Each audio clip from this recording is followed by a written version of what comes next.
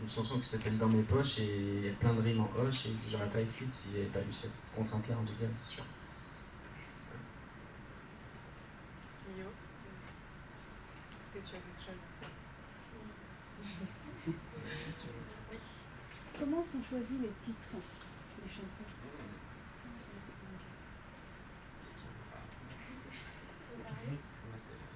T'as jamais commencé? Moi ça dépend, des fois il y a des chansons qui n'ont toujours pas de titre, parce que des fois on ne trouve rien intéressant, ça ajoute rien, donc du coup ça devient juste le quelque chose, enfin ça sert à rien quoi. Puis des fois il y a un titre qui arrive et qui est joli et qui fait partie du tout, mais c'est pas le plus fréquent. Et sinon, moi j'essaye en général qu'on puisse retrouver la chanson à partir du titre. Je fais pas de mystère autour du titre parce que je trouve pas ça très malin quand les gens ils veulent écouter une chanson, il faut qu'ils puissent la trouver, je trouve. Voilà.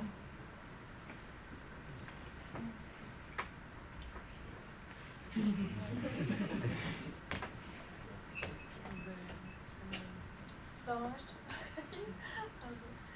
je trouve qu'un titre c'est un peu comme un refrain, il faut que ça résume toute une chanson. Du coup, je suis trop nulle pour ça, parce que je suis trop nulle à faire des refrains. Et je trouve ça trop trouver en un mot le sens de la chanson qui fait que tu vas te souvenir de la chanson. Je trouve ça hyper dur, mais du coup, je pense que personne ne retrouvera mes chansons. Mais souvent, souvent tu donnes un titre et puis moi ça me fait chier. Ça m'embête parce que le sens de ta chanson est plus vaste. Ouais. Si je fais une chanson sur ma mère, je l'ai appelée maman, puis à chaque fois que je regarde maman, je trouve ça pathétique. J'aime pas, j'ai pas envie d'appeler ma chanson maman. En même temps, elle parle de ma mère, puis comment je peux l'appeler autrement, je ne sais pas. Donc c'est un peu facile. Voilà, je crois. Et voilà. Merci. Pour votre premier album, du coup, est-ce que vous avez un stock de chansons qui est bien plus important que le nombre de chansons qu'il y a terminé dans l'album? Est-ce que vous en avez sous coude un peu comme ça, qui ressortent? Moi, j'en ai quelques-unes, j'en ai une dizaine, mais pas 50 000 non plus. Ouais. J'écris lentement, donc...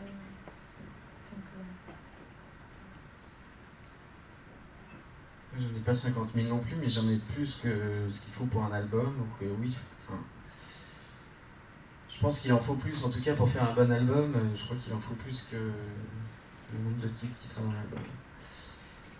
Ça c'est sûr. Après ça dépend, on n'écrit pas tous à la même vitesse, on n'écrit pas tous au même... On n'écrit pas le même nombre de chansons par an, etc. Donc ça dépend de tout le monde, je pense. Il y a des gens aussi qui arrêtent des chansons en plein milieu parce qu'ils sentent qu'elle va pas être bonne. Il y a des gens qui se forcent à finir les chansons. Il y a des gens qui jettent rien. Il y a des gens qui n'écrivent que des trucs bien. Non mais c'est vrai.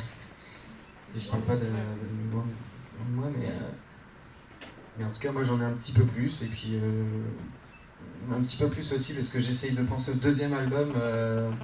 Je suis en train de...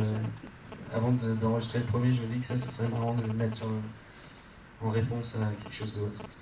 Et le temps moyen pour une chanson, votre temps moyen, il diffère beaucoup d'une chanson à l'autre?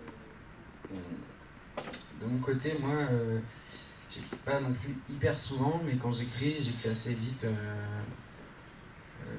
Parce que, comme je disais tout à l'heure, j'essaye d'écrire une histoire, du coup, j'essaie de rester dans l'histoire, à fond dans l'histoire, et puis je me force à finir en quelques jours au moins le texte, et puis après je reviendrai dessus s'il y a des choses qui me tracassent, mais j'essaie d'écrire très vite. Et puis de tout de suite trouver aussi une mélodie rapidement, et puis après j'essaie de faire des retouches, mais je passe jamais 3 mois sur un texte, sur une musique, parce que j'ai l'impression de perdre le truc au fil de l'écriture, et j'aime bien faire ça un peu à chaud. Par contre, c'est des choses auxquelles je pense depuis hyper longtemps. Je me dis, tiens, ce serait marrant d'écrire un truc là-dessus. Mais j'ai pas forcément l'angle de vue qu'il faudrait. J'ai pas Ouais, je dis pas la phrase dont on disait tout à l'heure, la phrase qui va te faire tenir toute la chanson, auquel on va tourner autour, etc. Ça peut être très long à trouver. C'est quelqu'un qui va te dire un truc dans le métro, tu te dis, ah, tiens, ça ferait un beau titre de chanson, mais tu trouves pas comment commencer la chanson, etc. Moi, ça peut prendre quelques semaines, et puis quand je sens que j'ai la bonne idée, je me force à finir, et puis on verra si ça plaît aux gens. Voilà. Est-ce que vous portez les textes que vous écrivez, parce que les textes que vous avez écrits sur le café ou sur le Tour de France, Il y a des connaisseurs dans la salle. Est-ce que ça va sortir en chanson ou pas? Parce que on la sent la chanson quand même dans les... Ouais, alors ça c'est plus des textes, on va dire, des petits épisodes dans ma vie, donc... mais ouais, j'aimerais bien en faire une chanson, mais c'est très difficile à condenser, parce que dans ces textes-là, il y a plein de choses. Et une chanson, c'est quand même 3 minutes, il faut dire beaucoup de choses en 3 minutes, et c'est pas évident quand même. Alors que là, ce serait plus un espèce de court-métrage avec plein d'images. Et j'aimerais bien en faire une chanson, mais pour l'instant, j'ai pas trouvé justement l'angle de vue, quoi. Voilà. Question. Je me demandais si dans vos chansons destinées aux albums, donc assez grand public, il y a un peu des références secrètes que seuls vos proches peuvent connaître ou seuls vos proches peuvent comprendre, ou si c'est vraiment général, grand public et tout le monde doit pouvoir comprendre tous les textes.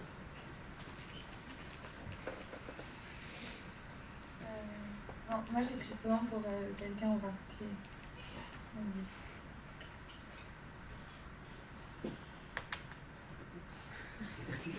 L'envie de parler, quoi. Non, mais j'ai réfléchi. Je pense que sans forcément le vouloir, mais les gens qui étaient là, il y a des gens qui savent plus pourquoi ou à quelle période ça a été écrit, donc ils comprennent les mots d'une autre façon, mais c'est pas forcément une volonté.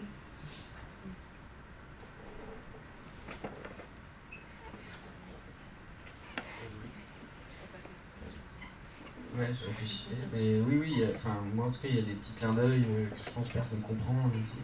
Et moi, je comprends, et sûrement mon entourage aussi, parce qu'ils connaissent. Mais oui, il y a des petits clins d'œil. Après, c'est pas des trucs sur lesquels j'appuie super fort, c'est inconscient, je pense aussi. Mais ouais, je pense qu'il faut que ça parle à tout le monde. Il ne faut pas que ce soit non plus une private joke sur une soirée que tu as fait il y a 3 ans. Ah, voilà. Ça revient un peu en arrière là, mais ça m'avait interpellée, j'ai pas eu le temps. Tu avais parlé tout à l'heure de l'histoire du concert, de donner une espèce de fil rouge. Est-ce que tu pourrais en dire plus sur l'histoire du concert? Pourquoi une chanson on la met en premier pour ouvrir? Pourquoi? Parce qu'elle est comment? Quelles sont ses caractéristiques? Inversement, pour celle qui finit? Moi, celle qui ouvre le concert, c'est plutôt une chanson un peu pour me présenter, parce que c'est la première chanson que les gens vont écouter, donc on va dire que c'est la chanson qui me ressemble le plus, qui permet de rentrer dans l'univers aussi, qui est accessible, qui permet de rentrer dans l'univers. Et puis la dernière, c'est celle sur laquelle les gens repartent, donc j'espère qu'ils repartent avec le sourire, donc c'est un truc un peu plus léger en tout cas, et puis qu'ils partent sur une bonne note.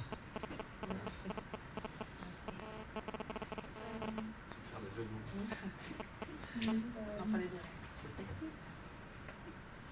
Ça dépend un peu, mais pareil, je commence avec une que j'aime bien, que je maîtrise un peu pour pas me planter. Pas trop, que j'ai pas écrit de la veille, quoi. Et puis après, à la fin, j'ai pas de chanson gay en fait, donc je finis par une chanson sinistre. Pour que les gens aient partent avec une image réaliste de moi. Voilà.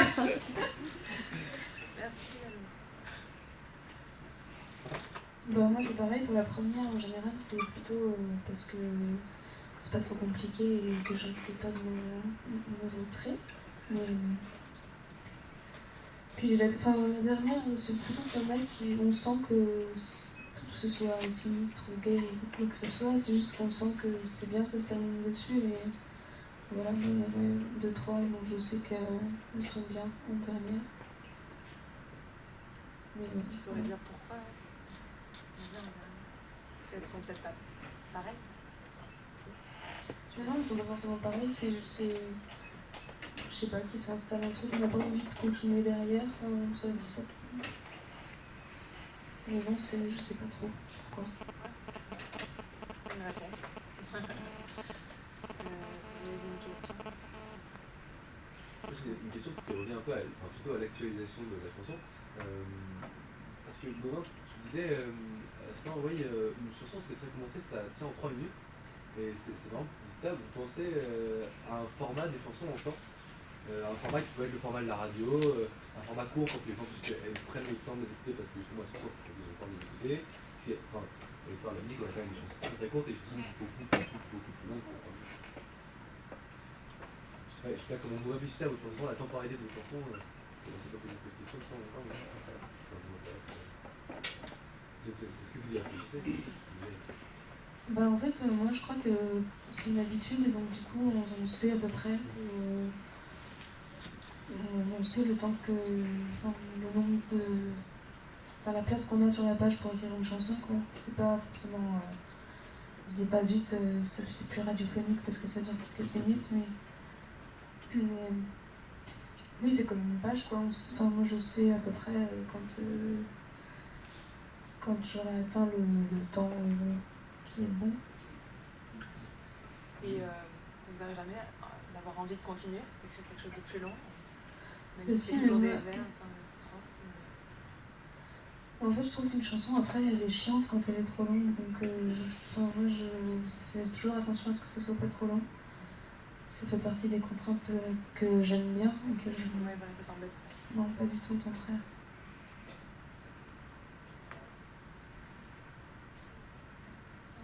J'aime bien aussi une chanson pas trop longue,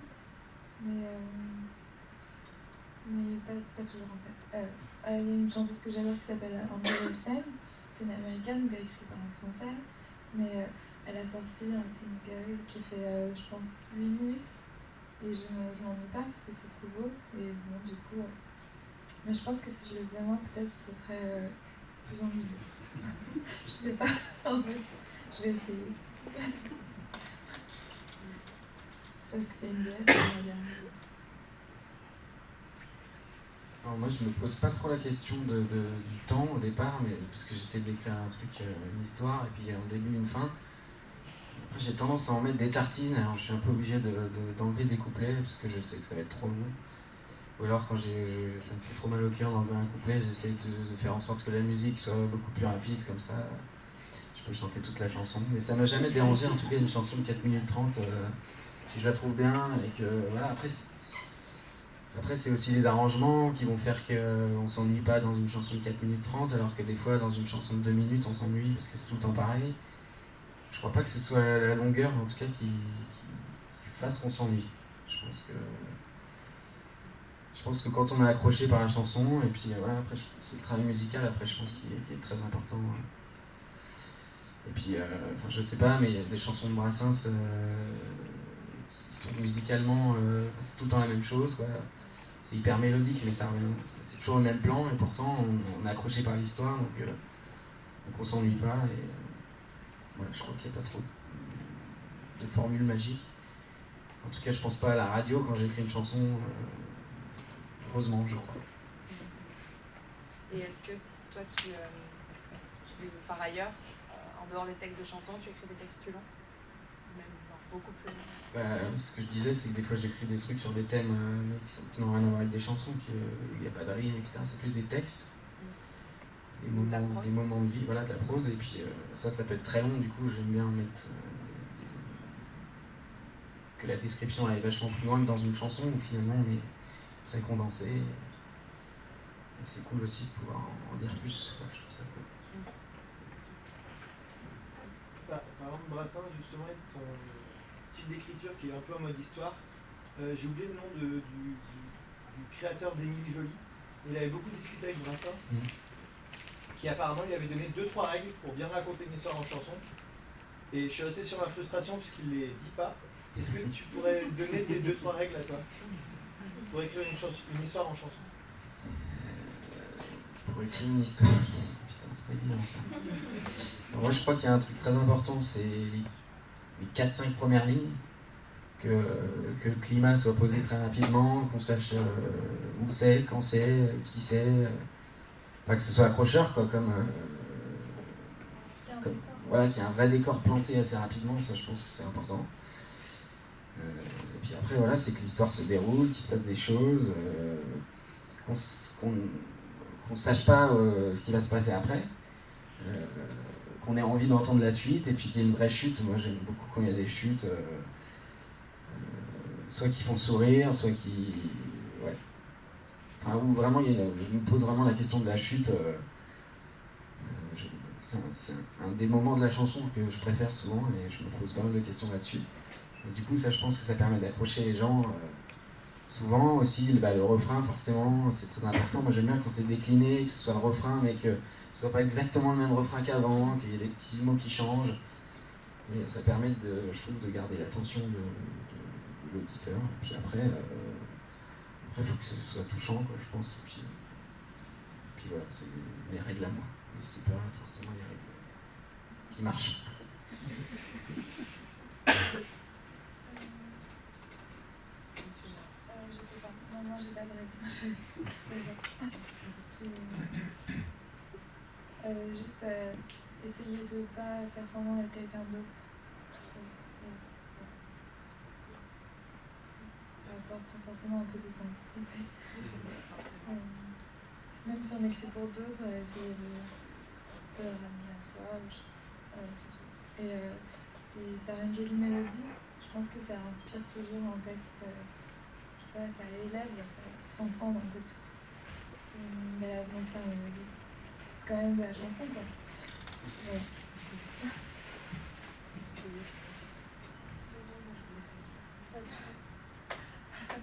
Manger évidemment, Non, mais je suis assez d'accord avec ce qui a été dit. Non, mais c'est vrai. Je voulais savoir si vous aviez, pour écrire, est-ce que vous aviez des lieux de prédilection ou est-ce que vous pouvez écrire n'importe où, dans le train, dans votre chambre, ou est-ce que vous aviez un univers particulier? Moi j'écris beaucoup, donc finalement partout. Dans le train, oui, beaucoup. Et dans les cafés, beaucoup. C'est les deux endroits les plus, je crois, où j'écris le plus. Et tu saurais dire pourquoi? Moi j'aime bien quand il y a de la vie autour, du monde. Ça c'est... Ouais, vraiment. Mais j'aime bien aussi, enfin ça dépend des moments, mais moi j'écris partout, peut-être ça.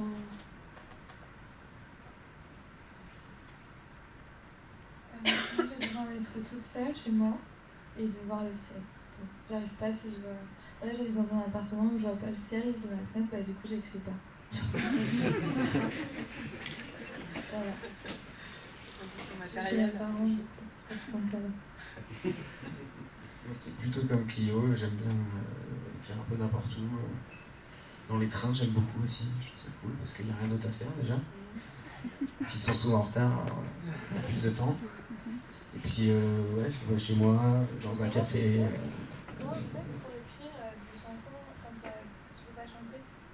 Vous avez écrivé des textes en fait, dans les trains, et après, avec une mélodie en chantant dans la tête.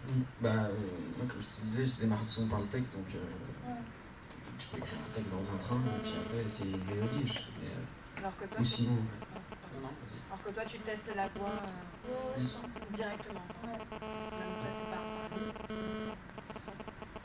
Ou après une... C'est-à-dire par exemple, tu peux écrire deux lignes et ensuite te mettre à chanter. ou ça vient ensemble. D'accord. Ouais. C'est vraiment un processus. Ça tient ensemble. Oui.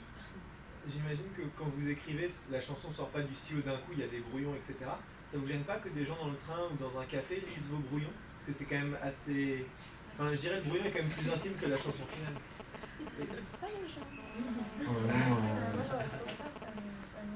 Ouais, moi aussi j'aimerais pas qu'on lise mon brouillon, mais je crois que je fais en sorte qu'on ne lise pas. Dans le train, ouais, peut-être. Ouais, mais je cache, je mets mon carnet comme ça, l'ordi comme ça. Il y a toujours moyen de Ou alors moi ce que je fais c'est que je réduis la luminosité de l'écran. Ouais. Voilà. Voilà, c'est pas l'astuce, mais... C'est très intime ce soir. On va retourner là-bas. C'est juste sur ce que tu viens de dire. Est-ce que vous écrivez à l'ordinateur ou vous écrivez à la main? C'est la même question, peut-être. Bah, moi je fais les deux en fait. Si j'ai un carnet, j'écris sur un carnet. La plupart du temps, je vais pas mentir, j'écris sur un ordinateur. C'est peut-être dommage d'ailleurs parce qu'il n'y a plus les brouillons et tout ça. Mais des fois j'ai pas un ordinateur donc j'écris sur un carnet. L'ordinateur c'est cool parce que le dictionnaire des rimes il est juste là. Et puis, c'est un côté pratique. Mais il y a un truc aussi, c'est J'aime bien aligner les colonnes et tout. Enfin, C'est tout un truc. pratique.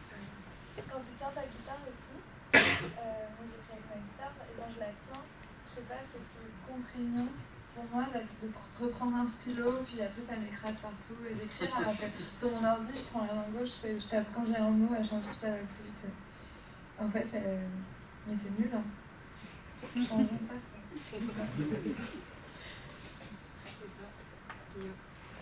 Moi, j'écris jamais à l'ordinateur, j'écris que dans un cahier. Parce que j'aime beaucoup le geste de l'écriture, je suis très attachée.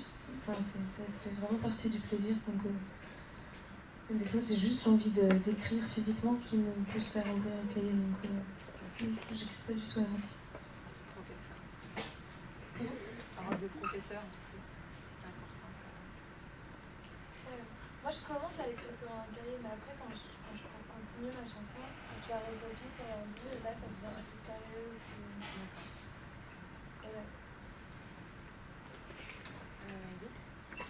Vous avez parlé tout à l'heure d'images, de succession d'images dans vos chansons. Quand vous écrivez, l'image vient avant les mots ou après les mots? J'ai pas compris la question. Quand vous écrivez vos chansons, vous avez parlé tout à l'heure de succession d'images dans vos chansons. Du décor, Oui, bah avant aussi sur des très longues chansons, avec plein d'images. Puis les images, on en trouve quand même beaucoup, heureusement, dans les chansons. Ce que je voulais savoir, c'est dans le processus d'écriture, est-ce que les images viennent avant les mots? Et donc, est-ce que ce sont les images qui font venir les mots? Ou est-ce que c'est la culture du mot qui implique une image Alors ça, c'est une très très bonne question. Je sais pas, moi j'aime bien quand il y a une image, quand il y a des images fortes dans les couplets. Non, mais ça vous vient avant les mots? Je sais pas comment ça vient, honnêtement. Il n'y a pas de. Ouais, voilà, ça vient comme ça, et puis. Bien, j'en sais rien. Non, mais c'est vrai, des fois il y a une image qui vient, et puis je sais pas comment elle est venue en fait. Ouais, ça c'est un vrai mystère, franchement. Après, il y a toujours un sens qui essaye de. Le sens fait venir aussi peut-être l'image, parce qu'on essaye de dire quelque chose, et puis c'est plus joli de le dire avec une image que d'y aller tout droit. Oui, par exemple, le mot tristesse t'arrive, est-ce que tu imagines tout de suite un soir d'hiver, il pleut, tu es tout seul, ou c'est parce que tu as une image que tu vas mettre le mot tristesse? Toi, soit à l'ordre, soit tu as le décor. Ouais, je vois, mais je sais pas répondre à la question, honnêtement. Donc ça vous arrive pas d'avoir une image et de vouloir la décrire, par exemple, avec des mots, dans ce cas-là? Parce que là, pour le coup, on sait dans quel sens ça vient. Bah, c'est plus un sentiment, et après, il y a des images qui viennent, qui traduisent ce sentiment-là. C'est peut-être plus ça. D'accord. C'est plus un sentiment qu'un mot en particulier, je pense. Quel serait aujourd'hui votre sujet d'écriture? La prochaine chanson? Je sais pas, là j'ai pas de chanson en chantier aujourd'hui. Parce que je viens d'en finir une, donc je suis tout content. Le moment où je finis une chanson, j'essaie de pas penser à la prochaine parce que je suis trop content. Il y avait une question Ouais. aussi. Oui, j'ai Et, une on va bientôt, malheureusement, conclure. Pour laisser place à la musique. J'ai juste une petite question. Désolée pour mon accent. Je voudrais savoir si ça a aussi arrivé d'avoir le tracas et le trou de mémoire lorsque vous produisez sur scène devant les spectateurs. Et si oui, comment vous arrivez à les surmonter? Merci. Moi, ça m'arrive parfois. Là, je pense que ça va arriver ce soir. J'ai pas chanté, je veux chanter une chanson, mais la dernière fois que j'ai chanté, j'ai eu un trou de mémoire. Et c'est une amie qui a crié dans la salle, qui a crié le mot, alors après j'ai continué. Mais quand ça arrive, non, quand même c'est rare pour moi, finalement. Et sinon c'est pas grave, c'est la vie, on recommence. Ça rend, je pense que les gens s'en foutent en fait. Il faut se dire que c'est pas grave, c'est pas un drame. Voilà. C'est que quand je bois de l'alcool que je fais trop mal. Pourquoi t'as arrêté? Alors, je pomme. Nature. Mais moi en fait j'ai pas tellement de trous de mémoire, enfin ça arrive mais c'est pas